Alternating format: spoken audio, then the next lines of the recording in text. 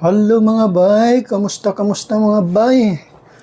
Dito na naman tayo bay sa ating video bay. I-share ko lang kung sino gumagamit nito. Samsung na washing machine.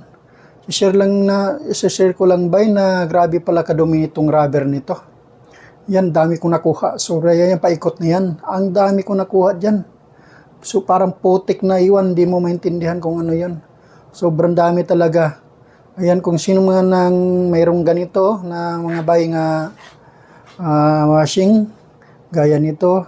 So, tignan nyo yung may rubber dyan sa bago dyan sa may pintuan, di ba? May rubber tapos may parang paikot siya. Tignan nyo ba yan? Daming dumi pala yan dyan, bay. Sobrang dami yun. Napakadami ba yung dumi? Grabe, sobrang dami na, bay. Oh.